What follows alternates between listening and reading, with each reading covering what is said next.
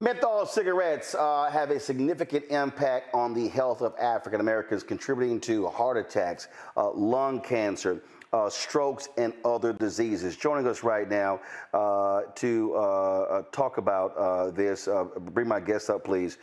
Folks, this is a really important story. Anybody knows I can't stand smoking. So again, want to bring up the guest right now. Give me 1 second here. Mignon Guy, Chair of the Department of African American Studies at Virginia Commonwealth University out of Richmond, Virginia. Let's really break this thing down. People don't understand. There's a direct intersection of black-owned media and menthol cigarettes. Explain. Well, Black-owned media and a multitude of other organizations as well. Unfortunately, the tobacco industry has done a great job in infiltrating Black communities in multitude of fashion. They've infiltrated by early on in the days. They would advertise with ebony and jet and use ads of Black images and try to portray a certain type of Black culture that they wanted to sell to the public, and it happened to work. Marketing works, right? And they brought this into our communities by infiltrating our media, by infiltrating our churches, our political organizations, such as Congressional Black Caucus, you name it. They've done very well at spending their multi-billions of dollars trying to get into our community. But we have to add this.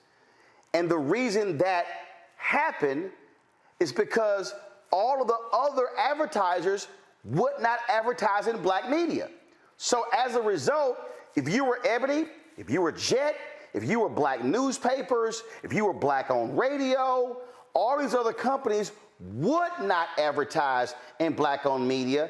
And I dare say, and I know people may think this is crazy, without this advertising, a lot of Black-owned media would have died. And that was the dilemma that Black-owned media was in. And that is, damn, cigarettes, because at that time, you couldn't do alcohol. So it's kind of like, look, they were coming there, and I remember full page ads in Ebony. That's right. Full page ads in Jet, when other folks, car companies and other brands would not touch Black-owned media. That's right. That's right. They exploited, they were very good at exploiting vulnerabilities in the Black community, right? So if certain organizations didn't have funding or didn't have support, then in comes the industry and to save the day, right? But the whole time, they're actually peddling a poison to our communities. And I have such a push-pull sort of feeling about this because, they've also done this with HBCUs. They've funded HBCUs and given them money and support because they don't get enough money from Congress, or they don't give enough money from the federal government in order to survive and in order to serve our students the way that we need them to. So in comes the tobacco industry to come save the day, but it's at too great of a cost. It's at a cost of 45,000 lives every year. And not only this, who remembers this right here? That you see right here. Now, right. Again, I need everybody to understand, when you hear the phrase Cool Jazz Festival, you're thinking, oh shit, this cool. No. This is what they were advertising, the cool filters. Right. When you Newport, same thing. You think Newport Jazz Festival, you think no. Newports. Not only that, when you go back to, again, go to the 70s, the Virginia Slims tennis tour. Mm-hmm. Mm-hmm. That wasn't named after a slim woman named Virginia. No, it sure wasn't. It was named after the product. But the last one. So and again, I was talking African Americans, but you also had, why is it escaping me right now? For the the Winston Cup in NASCAR. Yep. The Winston, wasn't no man named Winston. That was a cigarette brand. So the cigarette companies, they were massive spenders of advertising, and that didn't really end until you had those state lawsuits where they began to lose those. And part of the agreement in those lawsuits, they had to stop advertising. That's right. That's right. And it's funny you mentioned that, because not only did they infiltrate Black communities by media, right? I live in Richmond, Virginia right now. I'm a new transplant to the Confederacy, as I call it. I live in Richmond, Virginia. It's predominantly Black area, and you walk onto our campus, and what do you see is the Altria Theater, which is owned by Philip Morris, right? So they have their way of going into these communities in multiple ways. And I've done other shows recently, and folks would call in and they would talk about how the only people that could get the only decent jobs that Black folks could get in some of the tobacco regions was with the tobacco industry. And so they would give them well-paying jobs, and they would give them security where they couldn't get jobs in other places. And what happened? They gave them free cigarettes to take home and to give to their families and to give to their friends. So they had media, and they still have media. They just do digital media now, right? Because they can't do the billboards anymore. So they had the media cornered. They came into the communities by giving churches funding, and they would support certain types of gatherings and things of that nature. Those festivals that you referred to, which was perfect, married it with music, so it seemed okay, and it seemed like it was part of the culture. And then they gave them jobs, and they still do it today. They still try to recruit Black scientists to come over to the industry to try to work for them as well.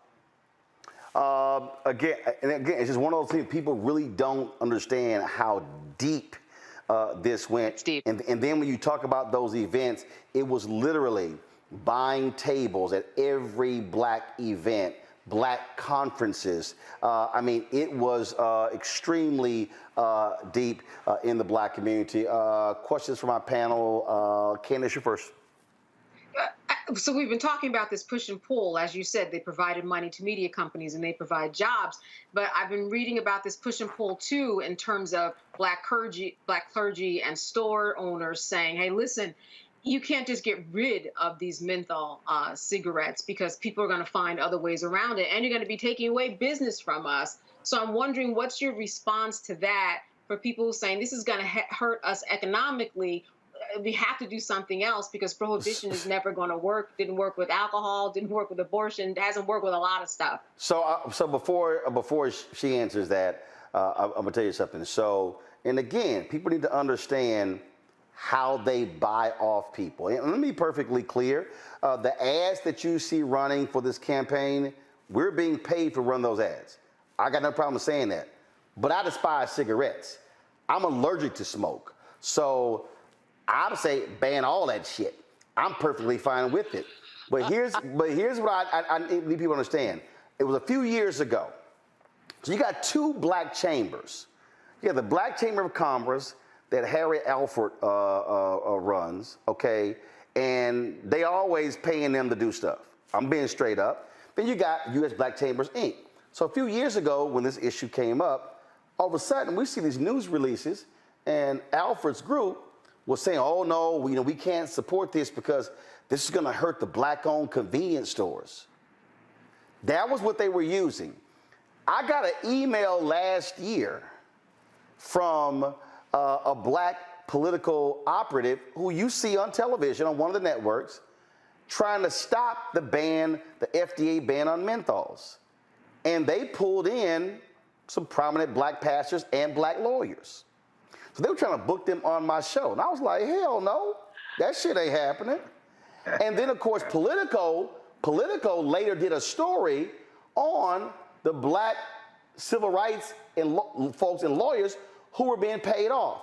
They were trying to use that very argument, Candace, oh, it's going to hurt the Black convenience stores, until you start trying to add up how many Black convenience stores do you actually have that are being impacted. They're like, oh, it's going to hurt the Black-owned bodegas in New York. Yeah. Who? Yeah. So they've tried to use, the economic, you're going to hurt black people when, hold up, how many people die per year? 45,000 lives per year. Yes. That's black lives or total lives? 45,000 black lives. So 45,000 black lives, and we ain't talking the untold millions we got to spend on health care as a result of this. And menthol cigarettes are a lot different than other cigarettes, correct? Yeah. Yes, they're absolutely different. So menthol cigarettes actually are more addictive. Menthol cigarette smokers tend to have more nicotinic receptors in their brains, right? And so it makes it more difficult for them to quit. The smoking topography is different. How you inhale the products are different because they have the coolants and they have the sugars in them that makes the poison go down more smoothly. That's why, and the reason why they have these coolants in there, excuse me, one of the appeals of the menthol cigarettes are the coolants, which make them more appealing to young people, to young kids. We have black kids who are age 12, between 12 and 18, that use these products. And we also have white children that start using these products earlier because it makes the poison go down more smoothly. Not only do they increase the nicotinic receptors, they make them more addictive, they make them more difficult to quit smoking. That's why we have such low rates of quitting amongst black people. And I will get back to that, the store owner thing. We don't have, when we go to these neighborhoods, let's look at who owns the stores in the neighborhoods. They're usually not black people, quite frankly. We don't own the things that we need to be owning in our own communities. We often see other groups and other populations that own these products. So the economic impact on the stores compared to the devastating economic impact on the lives that we're losing, it's a no-brainer. You know what I'm saying? We're talking about potentially 37% of the 37% of the cigarette market is menthol cigarettes. 85% of the people who smoke menthols are black people. Those are the And 94% of black youth who smoke menthol. Boom. Exactly. It's those arguments that we hear, the arguments about store ownership, about the economic impact, which doesn't match the cost associated with healthcare that we have, right? The arguments that we hear about, they're the same people that Roland Martin is speaking about. Those, I guess I can't say their names on TV, but these political leaders, these high-profile leaders, will say things like, "Well, black people deserve they have the right to choose what they want to smoke and what they want to do." They're not accounting for those 90% of the youth that Roland referred to. They're not accounting for the exposure to youth that buy secondhand smoke, because black populations unfortunately have the lowest rates of in-home smoking bans. So when we have children that are exposed to these products, they also have nicotinic receptors that are producing in their brains, and so they're more likely to smoke. And let's not miss the fact that what do we have in terms of mortality for children, black children in particular? It's asthma, right? We have asthma issues. Those kids are exposed to this smoke, and therefore they have higher rates of hospitalization and death associated with their exacerbated asthma that is complicated by this menthol cigarette smoking. I remember when we first started this show, again, I need everybody watching to understand, when we first started Roland Martin Unfiltered, we had one advertiser, the American Federation of State, County, Municipal Employees, thanks to my frat brother, Lee Saunders. Do you know who all of a sudden wanted to advertise with us? Jewel. Ooh. Not Jewel Osco Grocers, not a jewelry store. Jewel. They had the flavored vapes, correct? That's right. They have flavored. So they came to us and was trying to throw some serious money, and my response was, "Y'all can kiss my ass." Thank you. Because you know what? Other people did not. There are, who will remain nameless, there is at least one HBCU that took $7.5 million of money from Juul in order to study Juul in black populations before black people were actually using that product. Do you think that they were doing that for the good of the community? Wow. Larry, your question. Yeah, so we essentially have, based on this conversation in all the research, this intersection of public health and capitalism, right? Racial, So racial, racial capitalism, racial right? capitalism. Yeah, let's be clear about that. So Mhm. and on top of that, it's during a time of anti-blackness.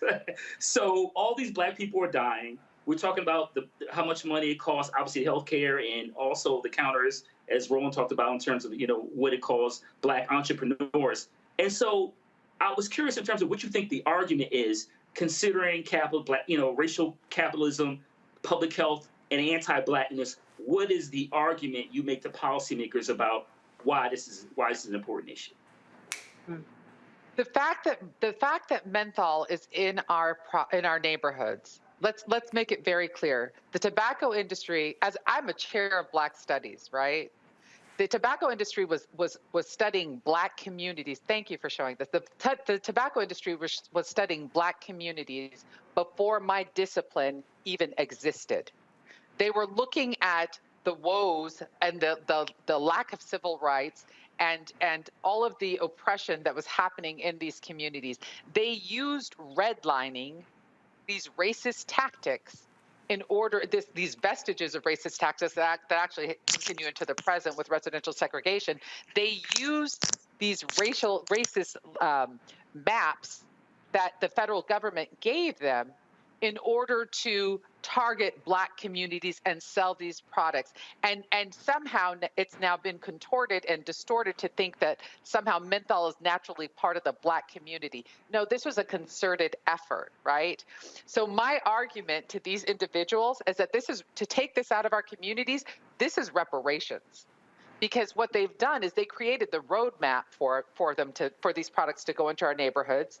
They refused in the Family Smoking Prevention Act, Tobacco Control Act of 2009. They refused to ban menthol. They banned every other flavored cigarette, like cherry and all kinds of other cloves and things like that, things that people didn't even use.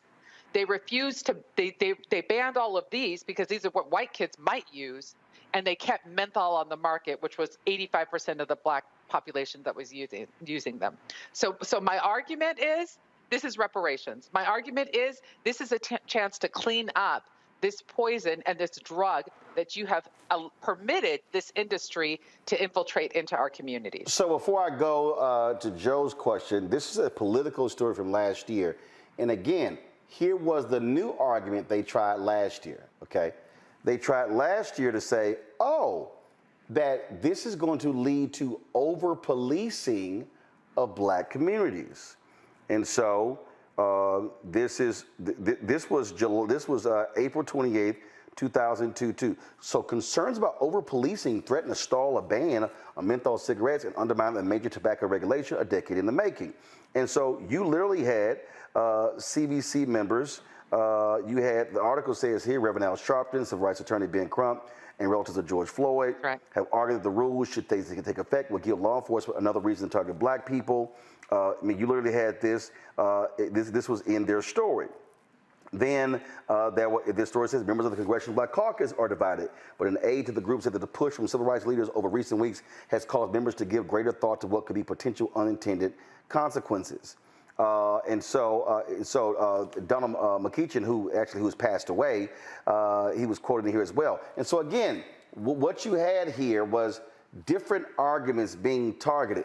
The goal was not to deal with over-policing. The goal was not to deal with anything else. The goal was to keep Black people buying menthol cigarettes. Joe. There is so much to know and to learn about this. I like to think I'm somebody that pays attention to the issue, but this has been very educational for me. So tell me how, because we have to do so much, when there's the job argument, you've got to have the counter to that. Where are our jobs going to come from? When there's the over-policing arguments, we've got to have our counters to that. There's so many. This is a multi-front war. How do you feel that it's going in terms of educating people? Do you feel like we're making progress, or do you feel like you're beating your head against the wall? Depends on the day. I think that having platforms such as this is really important. It's critically important.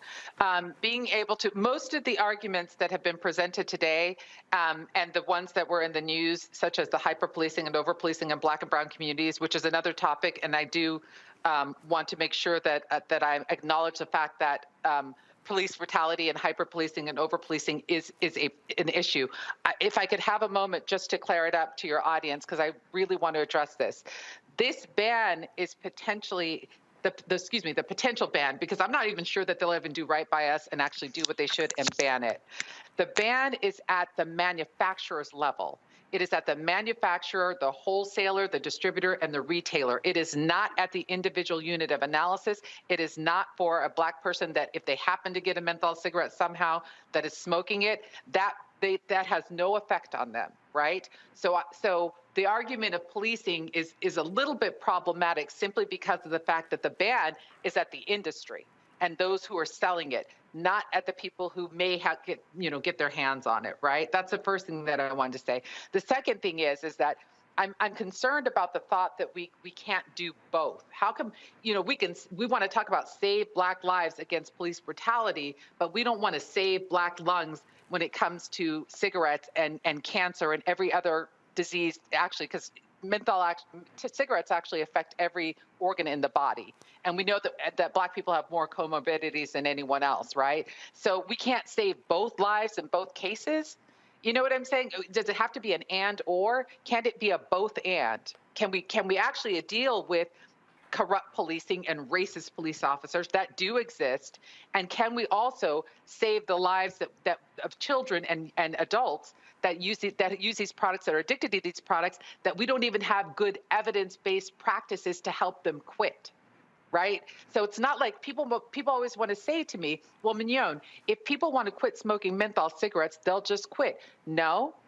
Menthol cigarettes are much harder to quit. Right. That's another reason why we have to ban this product. It should not be on the market because we don't even have decent evidence-based practices in order to help people quit appropriately. I'm going to read this, and I'm going to get a final comment because this was the political story, y'all, last year. And Mignon addressed it earlier. A 2021 study found that although Black Americans make up 12% of the population, 13%, they incurred 41% of all deaths and 50% of the years of life lost due to menthol cigarettes between 1980 and 2018. Let me say that again.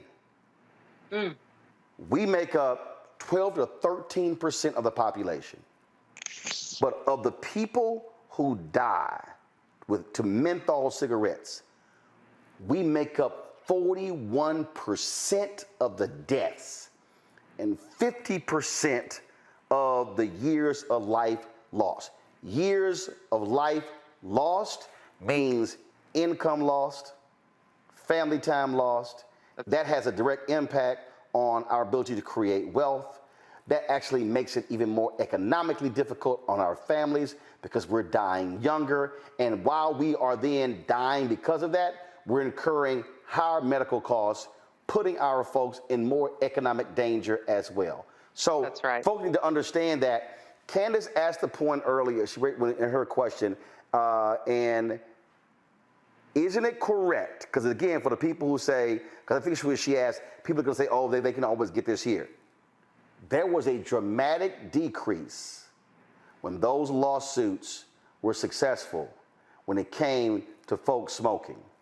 And the reality is the tobacco industry, the reason they went to the vapes and the flavored stuff, because people actually stopped smoking when the bans went into effect, correct?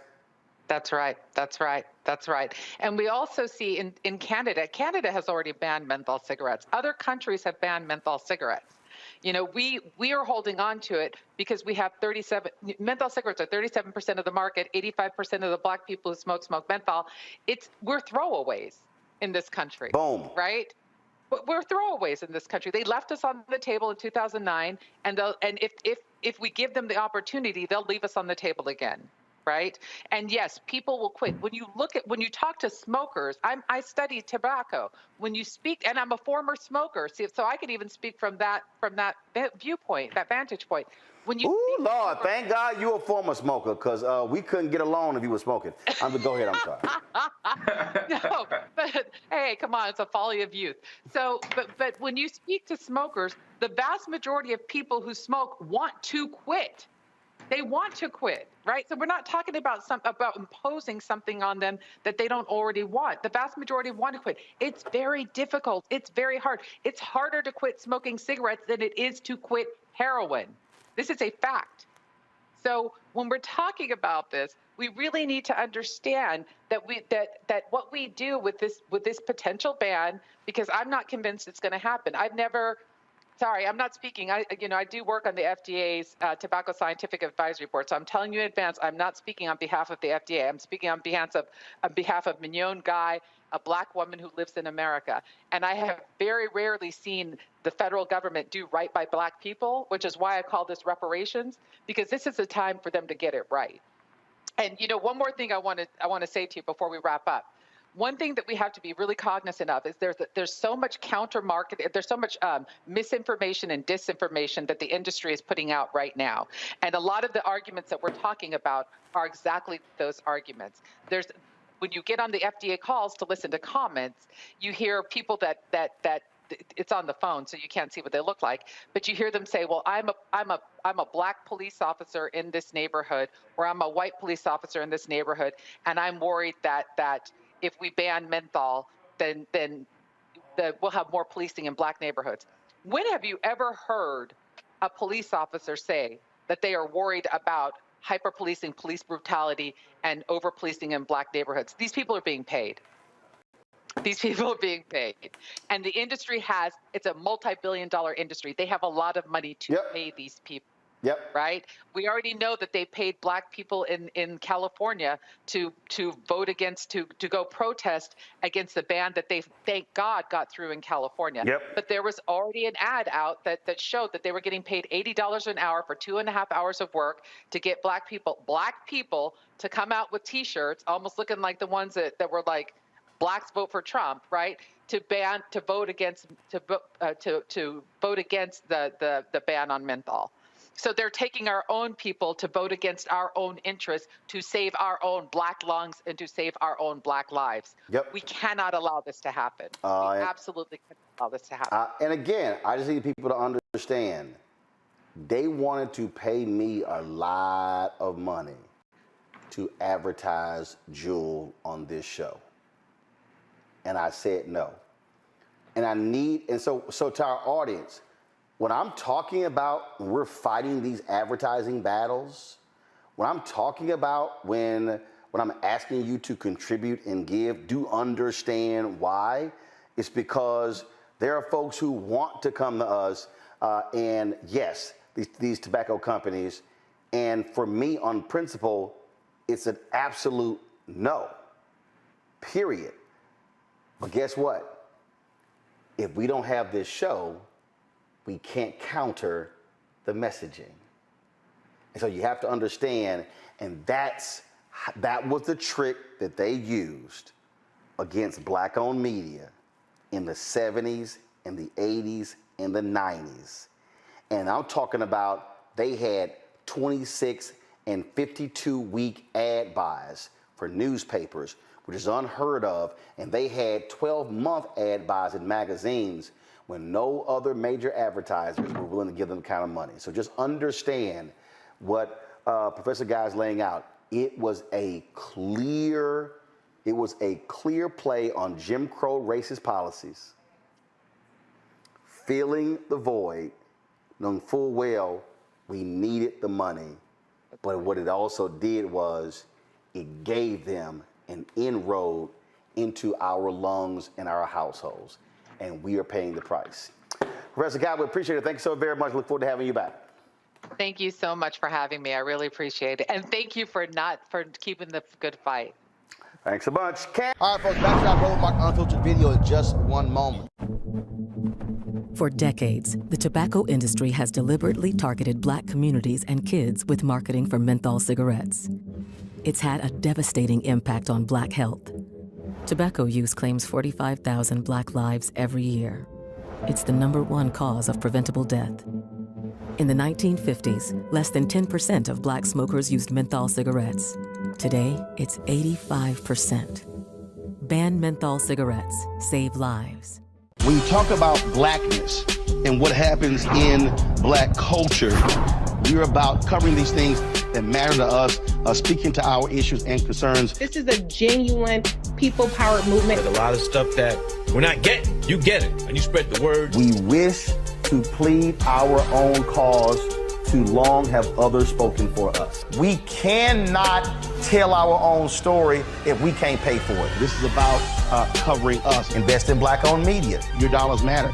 We don't have to keep asking them to cover our stuff. So please support us in what we do, folks. We want to hit 2,000 people, $50 this month, raise $100,000. We're behind 100,000, so we want to hit that. Y'all money makes this possible. Checks and money orders go to P.O. Box 57196, Washington, D.C. 20037-0196. The Cash App is $RM Unfiltered. PayPal is R Martin Unfiltered. Venmo is RM Unfiltered. Zelle is Roland at RolandSMartin.com.